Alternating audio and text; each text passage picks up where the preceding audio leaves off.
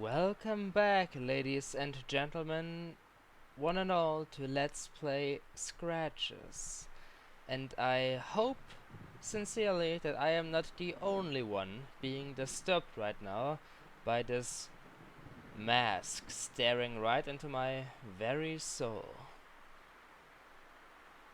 Its eyes, thin as those of a snake.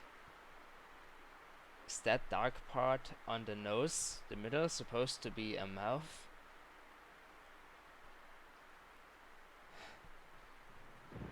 On the one hand, it looks pretty simplistic. Simplistic, dull even, like nothing special. But then you think about it again, take another look, and all of a sudden something begins to feel not right. There's something off about this mask. Especially because it is inside this hidden room, the second one I stumbled about here in Blackwood Manor. James T. Blackwood hid this very mask away from the eyes of others. If it was just laying about on the floor, I presume it is one of the many pieces in his collection, but right when you enter this very room, it is the first point of interest. It immediately catches all of your attention. And it was here the entire time, in this dark chamber. Such a small room as well. What was his reason to hide this mask?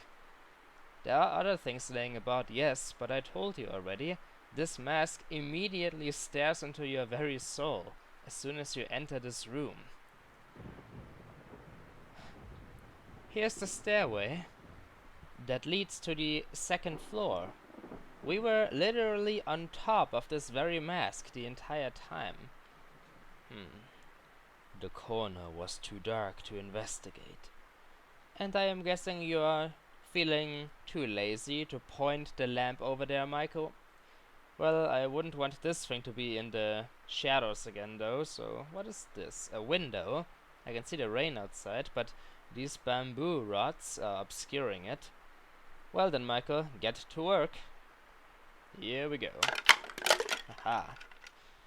Now that there was enough light, I extinguished the lamp to save the oil. And let's have a look at the inventory. If this image is correct and changing, then we should still have 4 matches left. Let's keep that in mind. I bet it's gonna be important. Now then, I doubt that this piece of African culture and fanciness is going to attack me.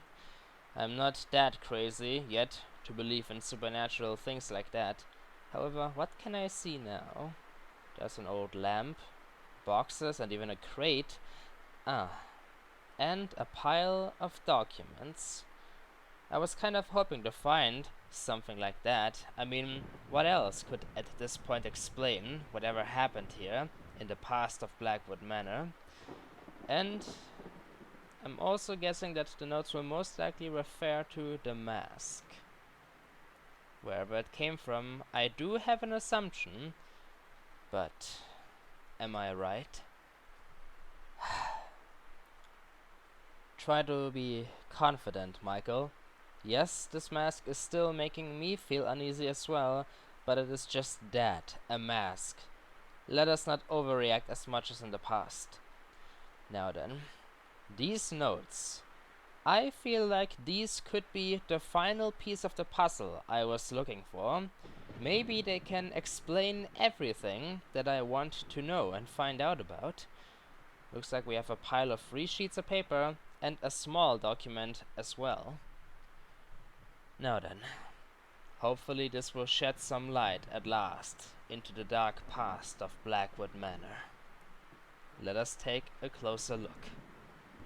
Perhaps they've even been written by James Thomas Blackwood himself. Reveal your secrets. July 3rd.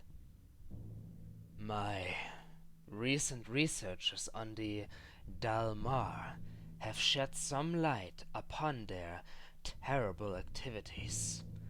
I understand now that the lack of existing information about them was not only a cause of their small size and rarity, but also a reluctance, or rather superstitious attitude towards their nature. Even some of the most important historians of South Africa will refuse to mention their name, usually referring to them as the War Tribe. After digging into some of the most obscure books I could find about the subject, I must admit now that reading them made me feel very nervous and uneasy, bringing back the memory of these horrible acts I witnessed on that day. I can't understand why any human being, uncivilized or not, would behave in such a manner. War among savage tribes is, of course, very common and a recurring theme in history. But the Dalmar, they went even beyond war. Usually, a tribe will engage in battle to conquer new territory, or perhaps defeat an enemy. They did it for the sole reason of destruction and extreme love for violence. The account of their actions is downright scary. They'd invade villages, slaughtering every inhabitant without regard for their sex or age. Men, women, children would inevitably perish by their fury and hate, which is, I think, the most unsettling element of their stories. They didn't use any weapons. They killed villagers with their bare hands and teeth, as if they were drawing power from an unearthly source. I find it hard to believe this, and if I hadn't seen them with my own eyes, I'd say they were some kind of wild legend. Once they'd slaughtered every living thing in the village. They'd burn it to the ground, every single construction or possession of the fallen villagers. Proof that they definitely were not interested in conquering or even taking some advantage of the terrain. Their motives were moved solely and purely by an incredibly disdain of life and hatred towards anything that wasn't from their village. That is another curious thing. They somehow managed to sustain a constant population level, as if they controlled exactly the amount of people needed for an attack, but at the same time warrant survival using their few existing resources. I fear this wasn't some kind of wondrous organization system, but rather an elimination process of a useless member or an unnecessary child. I dare not think about it, but I'm afraid this would explain why they didn't need to hunt for food. They feasted upon themselves.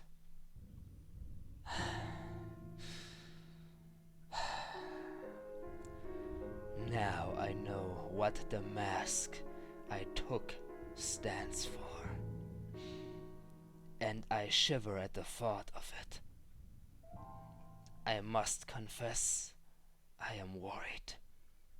I don't know why, but I fear for my life.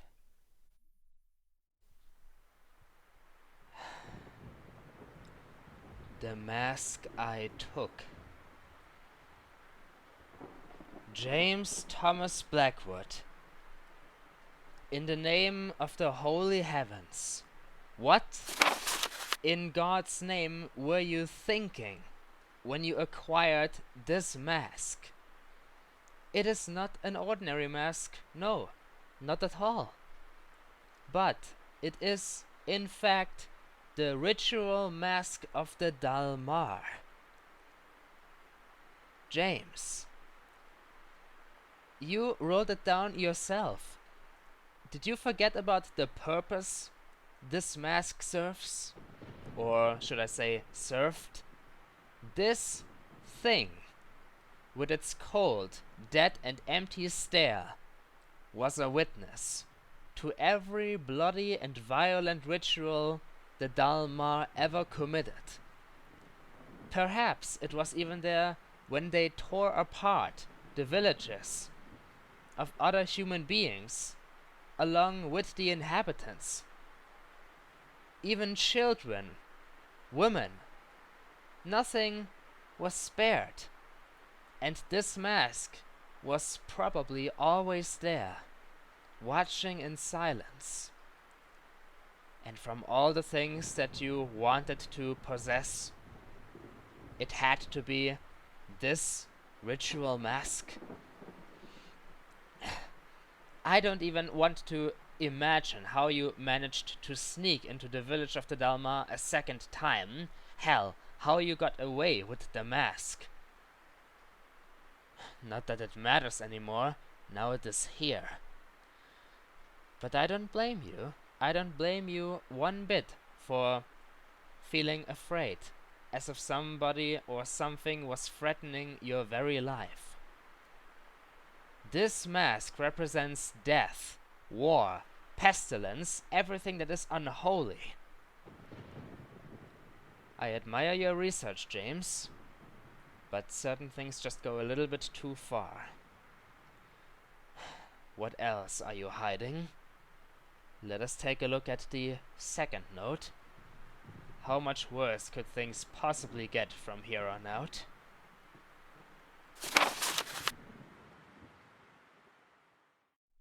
June 24th, 1962.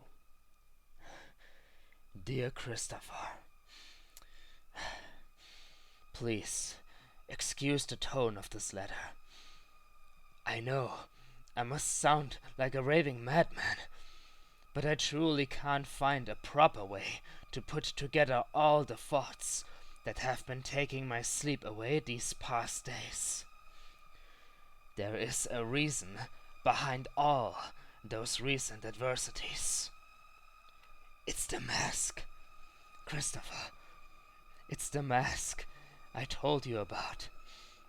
I wouldn't believe it myself if I hadn't studied its origins on my own. But it's really the source of all my suffering. The tribe it belonged to, I must confess, I didn't take the mask by appropriate means. And I fear this might have unleashed some terrible wrath against my life and everything that surrounds me.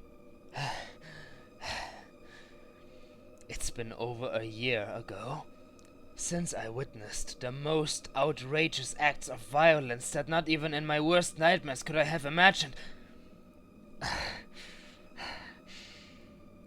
And the mask was the epicenter of it all. What I was thinking of when I took it is beyond me.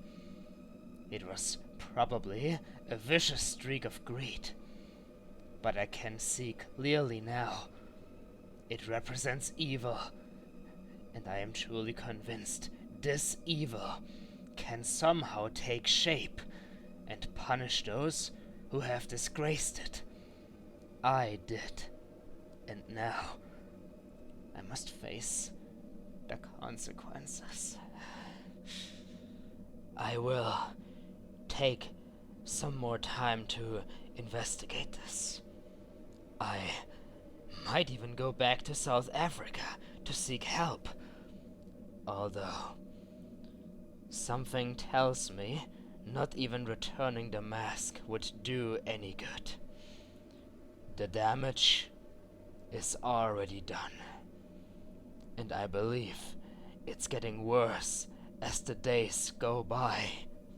Every time I walk past the gallery, I can hear some incessant odd chatter, as if something was being plotted inside.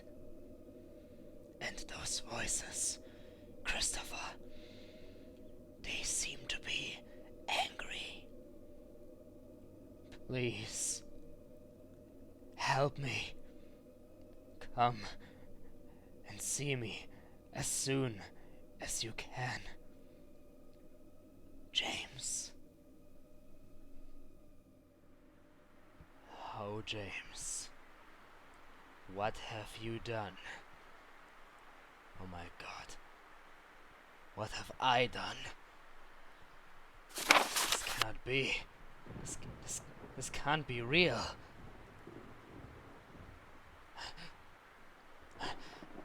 I have to get out of here. Come on, where's the damn handle?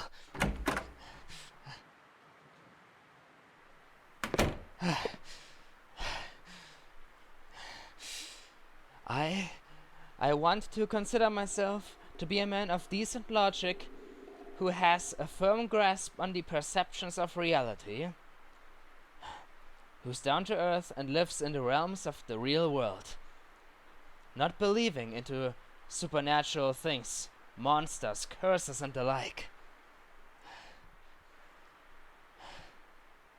But the deeper I get myself into this mess, the less of a chance I have to resist.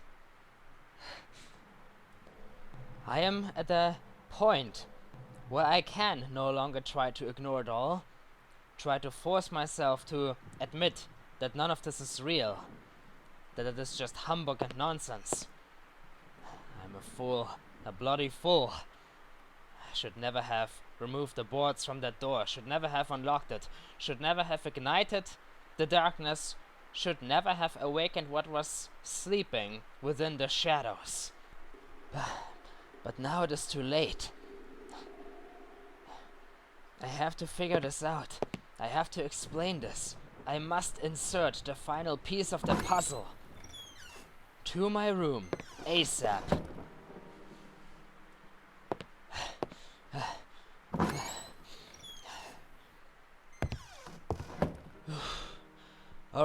Alright, here we are.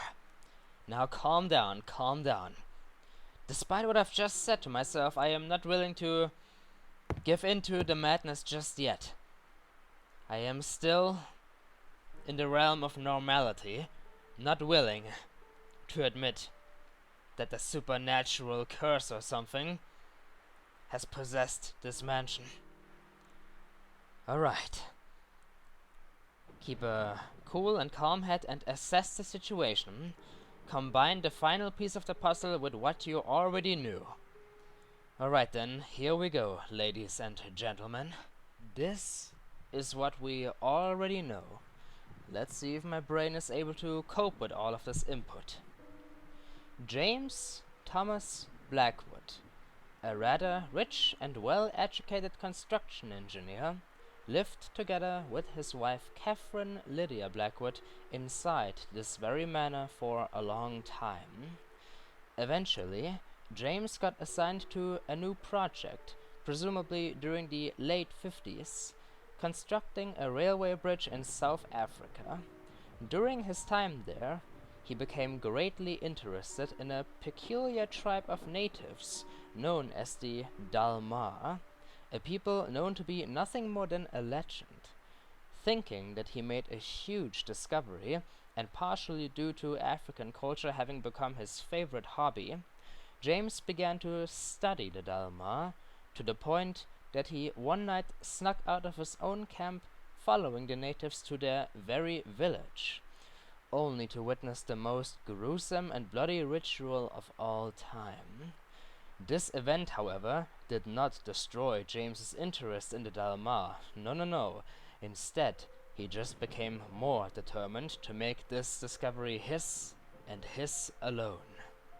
Eventually, the bridge was finished, and it was James's time to return to England. With him, he brought a huge variety of African trinkets. But among these trinkets was also a stolen object, the ritual mask of the Dalmar. He just couldn't keep his fingers off of it. Whether he acquired it by luck or skill, the mask was now in his possession. Back at home, James began to plan the expansion of Blackwood Manor to add several rooms as well as an entirely new floor. After all, space had to be made for his new gallery of African culture. More importantly than that, though, was the fact that James and Catherine were expecting a child. We can conclude from the registration date on the birth certificate inside the nursery that the Blackwoods' son was conceived after James brought the ritual mask home. However, as we all know, this was the moment in time when the life of the Blackwoods would take a turn for the worse. Starting with Catherine's painful pregnancy in 1961. Despite Dr. Christopher Milton's best efforts to ensure a safe delivery, in the end, there was just no chance to save the boy. He died, thus marking the first big tragedy of the Blackwood family. Time continued to pass by, and just 1 year later, in 1962, the next ill-fated event began to manifest itself. James could no longer sleep calmly, would most likely suffer from nightmares, and on top of that, began to hear strange noises and even voices coming from his oh-so-precious gallery. The more days faded away, the more intense these strange activities seemed to become, to the point that James was slowly going insane.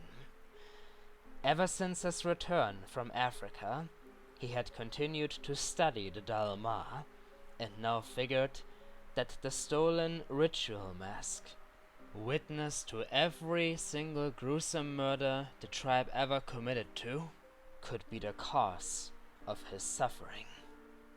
Apparently, though, he was unable to fight the evil that had overtaken his life all by himself, and therefore asked his best friend, Dr. Christopher Milton, for help.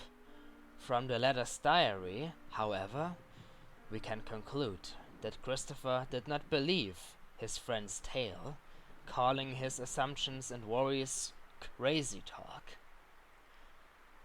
Things would only get worse from here on out. In 1963, once again just 1 year later, James' wife Catherine all of a sudden disappeared.